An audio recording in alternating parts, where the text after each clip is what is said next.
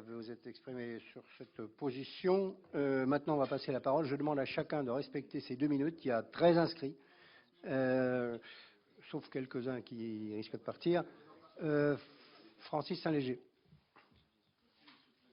En moins de 2 minutes, je voudrais revenir sur les délais de raccordement excessifs imposés par ERDF, qui pénalisent fortement la filière et qui avait d'ailleurs été mis, ces délais excessifs, en exergue dans votre excellent rapport, Président Poignant.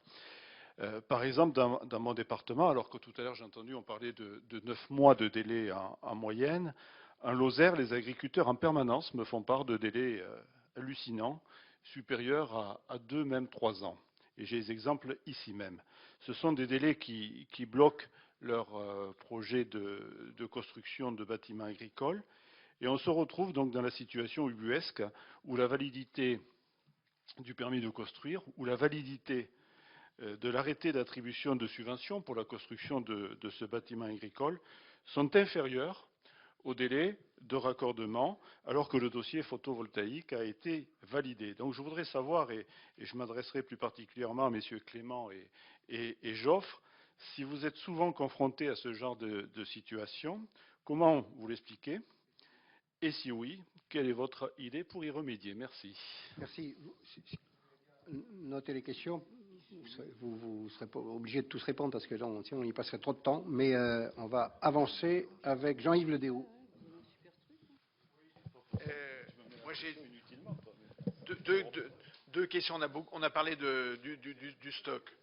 Bon, ça ne devrait pas être difficile à un moment donné d'avoir le stock et par catégorie. Donc pourquoi on ne l'a pas pourquoi on n'a pas le stock aujourd'hui réellement et pourquoi il y a cette controverse. Même chose sur... On a travaillé avec M. Joffre il y a 10 ans avec Claude Biraud sur un des premiers rapports sur les énergies renouvelables. Pourquoi on n'est pas arrivé à une filière industrielle? Est-ce qu'on peut aujourd'hui arriver à une filière industrielle dans le solaire photovoltaïque chez nous? Ça me fait demander à M. Mouratoglou qui disait tout à l'heure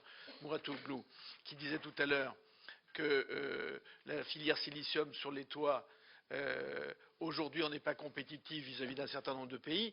Est-ce que vous parlez du silicium résidu de l'industrie électronique et que devient la filière silicium et les essais de fabriquer du silicium et des panneaux à partir du verre? C'est-à-dire, est-ce que la recherche dans ce domaine, c'est une recherche qui pourrait aboutir ou qui n'a aucune chance d'aboutir? Où en est votre projet? Vous dites qu'on a 300 mégawatts. Moi, je croyais que vous aviez un projet chez nous en Lorraine qui faisait déjà ça, qui est le projet de Toul-Rosière. Donc 400 même, je crois. Donc où en est ce projet de 400 mégawatts? Donc si vous ne le comptez pas, ça veut dire qu'il ne va pas aboutir avec First Solar justement. Et quid de la filière cadmium? Est-ce que vous intégrez le prix de démantèlement des panneaux? Est-ce qu'on réfléchit à un moment donné, on a parlé du nucléaire, au démantèlement sur la filière cadmium, par exemple, First Solar dit qu'il l'intègre. Est-ce que Serge a parlé de cette question dans son rapport? Est-ce que c'est intégré? Enfin, je voudrais juste dire maintenant à M. de la Doucette, on vous fait porter le chapeau d'une décision qui n'est pas prise. Il y a eu un appel d'offres Borloo. Alors Borloo n'est plus là pour le défendre, mais on lui avait posé la question par région. Et cet appel d'offres par région, à mon avis, il était très important.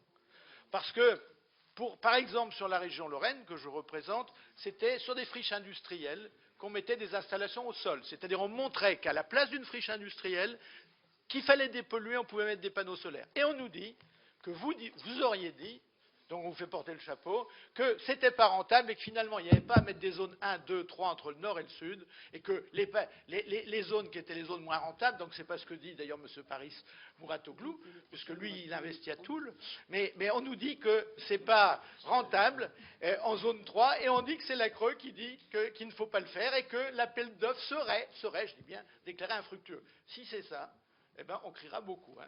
Merci, cher collègue. On vous le dit ici, et c'est tout ce que je voulais dire aujourd'hui. Michel Piron. Merci, Monsieur le Président. Oui, je voudrais profiter, moi, de la présence de M. Mouratoglou et pourquoi pas de M. Ladoucette pour vous poser 2 questions très simples. On est dans le photovoltaïque, mais en même temps, ça n'est peut-être pas l'alpha et l'oméga, si vous voulez, des énergies renouvelables. Quelles sont donc les filières susceptibles éventuellement d'être porteuses, qui peuvent être concurrentes aujourd'hui, ou les plus porteuses, si vous voulez, dans la concurrence en termes de filières du photovoltaïque? C'est pour élargir un peu le sujet, hein, et le situer dans son ensemble. La deuxième question, c'est quels sont les principaux pays concurrents, non seulement sur le photovoltaïque, mais surtout dans la recherche qui a été largement évoquée, si vous voulez, sur des alternatives au photovoltaïque dans le cadre toujours de ces énergies renouvelables. Merci, Michel.